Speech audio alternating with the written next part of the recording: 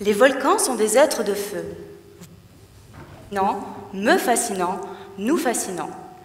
Mais ces volcans ne sont pas immortels. Ils finissent eux aussi par mourir. Non pas d'un arrêt cardiaque, mais plutôt d'un essoufflement de leur cœur, la pompe magmatique. Moi, je suis géologue structuraliste et le but de ma thèse est de déterminer l'anatomie d'un volcan mort et en cours de décomposition. Ce volcan, c'est le Piton des Neiges. Et cela fait plus de 20 000 ans qu'il s'est éteint et subit de plein fouet les intempéries. Maintenant que ses flancs sont creusés par les cirques, les falaises entaillées par les rivières et que les épisodes neigeux se font rares, moi, petite mortelle, m'engouffre dans les entrailles de ce géant. Marteau et loupe en main, tel un médecin avec son stéthoscope, j'ausculte les roches du Piton des Neiges. Il m'arrive d'observer des fractures, témoignages de grandes catastrophes qui chamboulent la vie de mon patient et compliquent mon diagnostic. Mes travaux consistent dans un premier temps à parcourir des kilomètres de sentiers afin d'établir une carte des roches et des fractures présentes chez mon patient. C'est ce qu'on appelle la cartographie géologique. J'effectue également des examens complémentaires afin de déterminer la composition des roches que j'ai soigneusement sélectionnées, mais aussi leur âge grâce à des observations au microscope et des analyses chimiques sophistiquées. Tous ces indices me permettent ainsi de reconstituer les 2 millions d'années d'histoire de ce vieux Piton des Neiges, ses constructions et ses destructions.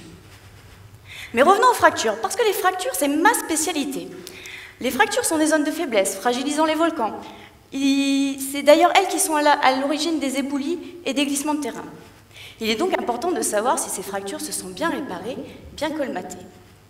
En fait, non, justement. Parce que je suis géologue structuraliste. Et qui dit structuraliste dit structure, dit fracture.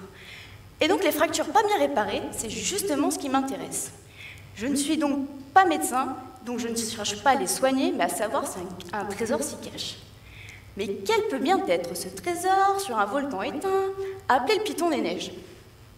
La chaleur, évidemment. C'est plutôt l'eau chaude, à vrai dire. La géothermie de son petit nom. Mais cette eau chaude, comment savoir si elle s'y cache réellement? C'est là tout l'enjeu de la deuxième partie de ma thèse. Je vais effectuer une échographie le long de ces fractures en faisant passer un courant électrique dans le sol pour savoir si des fluides chauds dits géothermaux s'y cachent. En d'autres termes, j'essaie de savoir si les fractures du Piton des Neiges ne constituent pas, en réalité, un vaste réseau de canalisation rempli d'eau chaude au sein duquel il serait possible d'effectuer un forage pour faire remonter cette eau chaude en surface pour produire de l'électricité. Vous l'aurez compris, mesdames et messieurs, je ne vais sûrement pas inventer l'eau chaude, mais j'ai 3 ans pour essayer de la trouver.